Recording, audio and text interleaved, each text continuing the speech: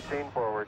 With fuel running out, Armstrong flies the LEM like a helicopter. Aldrin keeps his eye on their altitude, forward speed, and rate of descent, calling out the numbers. 100 feet, 3.5 down, 9 forward. At 60 seconds, we're still 100 feet up. I was nervous. Okay, at 30 seconds, we were 10 feet. I figured we had it made. But 100 feet, we're thereabouts at 60 seconds, you could very easily just not be where you want to be.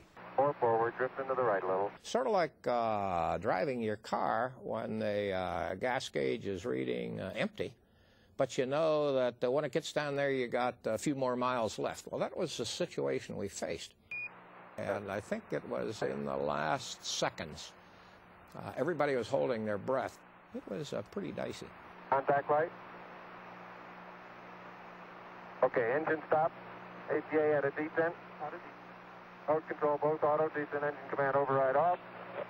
Engine arm off. 413 is in. We've had shutdown. We copy you down, Eagle. Okay, everybody, T1. Stand by for T1. Tranquility Base here. The Eagle has landed. Man on the moon. Ooh. Oh, boy. Thank you. You're looking good here. Boy. Okay, we're going to be busy for a minute. Like people around the world, of every persuasion and from every walk of life, mission controllers in Houston are overwhelmed. Okay, keep the chatter down in this room.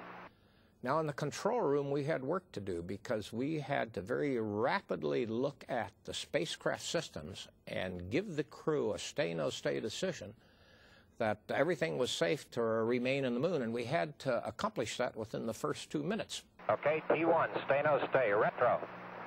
Stay. Fido. Stay. Guidance. Stay. Control. Stay. Telcom. Stay. GNC. Stay. Ecom. Stay. Surgeon. Stay. Capcom, we're stay for T1. So basically, we had to keep our emotions in check and keep the chatter down for the first 2 hours after landing while everybody in the entire world was celebrating. And we're getting a picture on the TV. You got a good picture, huh? It's distorted, flickering, and at first upside down. But a small black and white television camera mounted outside the LEM gives the world its first live glimpse of an alien landscape. No one is more interested in seeing that first picture than the man responsible for bringing it to everyone's TV. This whole mission was now about television, in my mind. There were hundreds of millions of people watching, waiting to see the first step on the moon and people on the moon, see a spacecraft on the moon, anything. And if it doesn't work, then probably people actually will know my name years from now as the guy who didn't bring you television from the moon.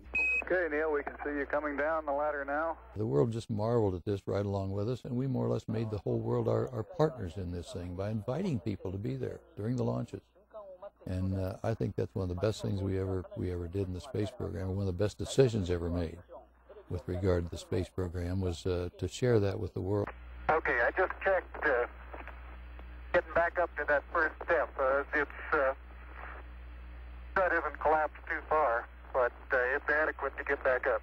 More than 500 million people around the globe watch as Armstrong first makes sure he can get back into the LEM, then gives the first eyewitness account from the lunar surface. The surface appears to be very, very fine-grained as you get close to it. It's almost like a powder. 6.5 hours after landing on the Sea of Tranquility, Neil Armstrong steps off the footpad of the lunar lander and ends the race to the moon. That's one small step for man, one giant leap for mankind. For 2 hours and 31 minutes, Armstrong and Aldrin share their observations. The surface is fine and powdery. I can pick it up loosely with my toe. There seems to be no difficulty in moving around as we suspected. It has a stark beauty all its own. It's like much of the high desert of the United States. It's different, but it's very very pretty out here. Beautiful view. Isn't that something? Magnificent sight out here. Magnificent desolation. Aldrin says magnificent, but thinks otherwise. What a desolate place we just landed on. Absolutely no life, no color, really, until you get down and look at the minerals in the rocks, because everything's covered with this little dust. They are the only two beings here, but Armstrong and Aldrin have come for all humanity. Here men from the planet Earth first set foot upon the moon, July 1969 AD. It came in peace for all mankind. The primary and secondary struts are in good shape. With future moon landings dependent upon its integrity, the LEM is examined closely. Antennas are all in place. There's no evidence of problem underneath the LEM due to either the engine exhaust or drainage of any kind. What little science this mission has time for is conducted with a seismometer. A core sampling is taken. I hope you're watching how hard I have to hit this into the ground to the tune of about 5 inches, Houston. No trip is complete without souvenirs. Commander Armstrong tallies up their take of moon rocks for study back on Earth. And we got about, I'd say 20 pounds of carefully selected, if not documented, samples. Houston, roger, well done, out. As Armstrong and Aldrin study the moon, controllers in Houston watch closely over them. Their life-sustaining suits have limited supplies of oxygen and power, and they're reaching their safety margins. Buzz, this is Houston. It's about time for you to start your EVA closeout activities. Roger. 19 minutes later, the first moonwalk is over. Okay, the hatch is closed and latched.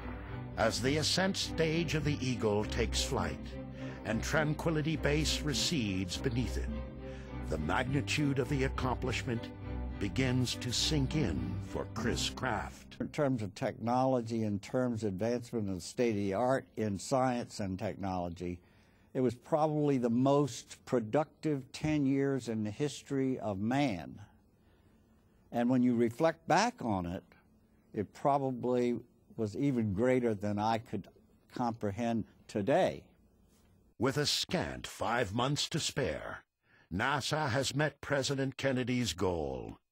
America has gained preeminence in human spaceflight. Yet it's only the beginning. Lunar exploration and science are Apollo's new mission, and the program will land 10 more men on the moon to fulfill it. That's one small step for man.